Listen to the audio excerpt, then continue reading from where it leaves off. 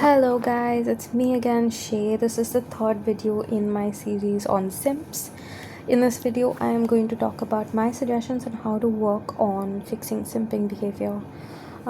First things first, acknowledge that all women are humans. This is very important. There's no one above, there's no one below. We don't decide based on looks, appearance. We don't decide based on authority, on physical fitness, how much love or respect that we give to a person. Everyone has a basic amount of respect that you give to them, and if you don't know them very well, just stick to the basic niceness, politeness. You don't have to go overboard because someone is beautiful. Avoid idealizing. Everyone has human flaws, everyone has human qualities. Just avoid idealizing.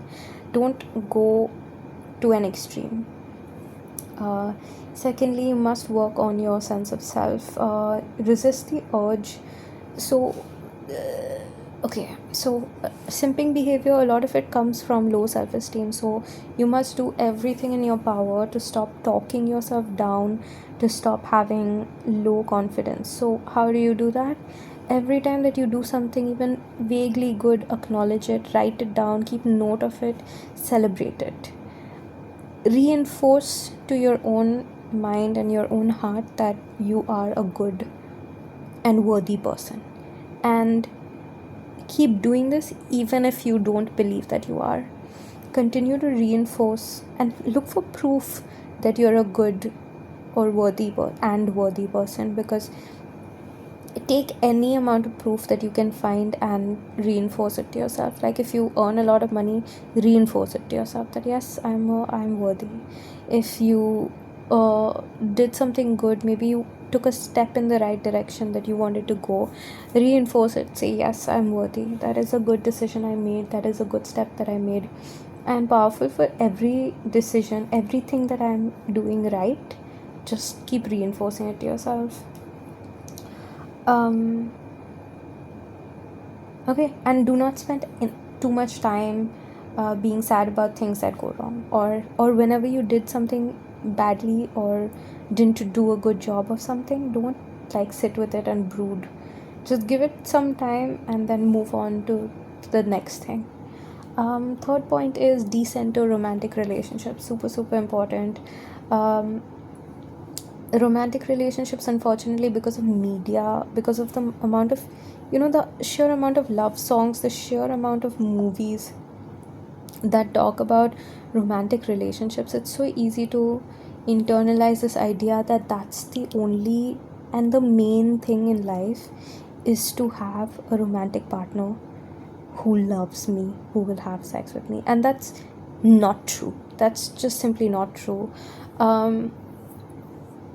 Romantic relationships are not the be all and end all of like goals. It's a great thing to have, but organically. We don't buy these things. All right. So fourth point is acknowledge that unfortunately every relationship is transactory, but it cannot be transacted in money. Particularly relationships like that are centered around love. If it is a romantic relationship, or if it's a relationship that requires some degree of kindness, generosity, compassion towards each other, caring, consideration, etc., if it's quantified by money or gifts, it's probably not an organic, true, good, kind, loving relationship. It's a conditional relationship. That's the unfortunate truth.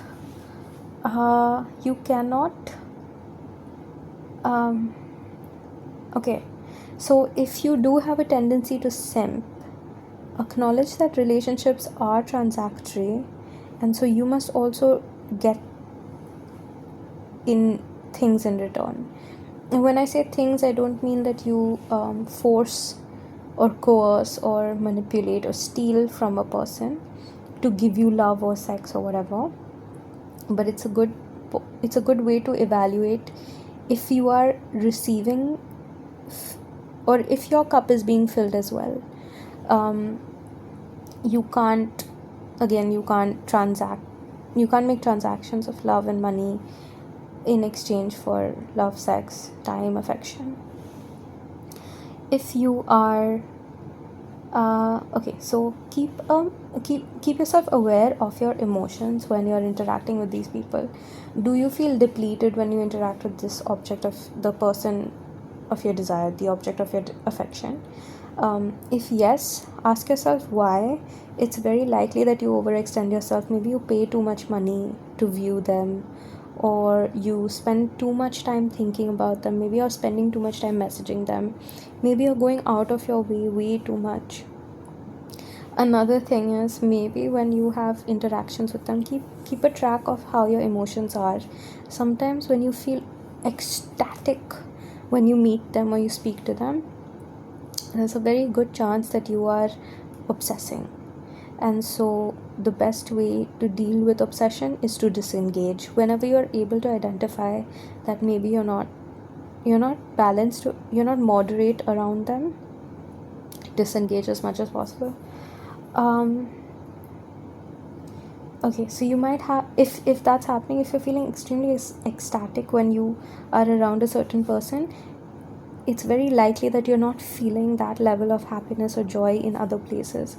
And so it's important for you to find that in other places as well. So spend time with other people, try to do more joy seeking behaviors, rather than depending on these minute interactions with this one person, because it's not good for you, because it's an obsession. It's not a moderate, it's not a balanced approach, it's not a balanced interaction. Okay, alright, this is important. Learn to say no when you cannot do something, when you cannot afford something, when a woman is asking you for something and maybe you don't have that thing to give. Say no. You don't have to buy the most expensive thing. You don't have to sell your soul. You don't have to do too much. Maybe the woman is asking you for something that that doesn't even match your belief system, but you have a tendency to simp, so you just say yeah, yes. Learn to say no. It's fine, it's okay to say no. Try as hard as you can. When you're feeling taken advantage of, learn to say no. Have a conversation with the other person, the person who's asking you for something.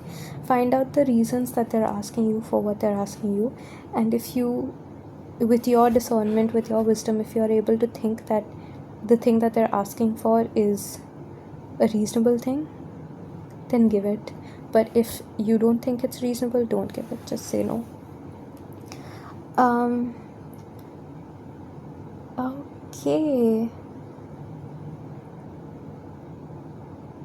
Okay, this is pretty obvious. I've said it before. You can't buy love with money or favors or resources or time or affection.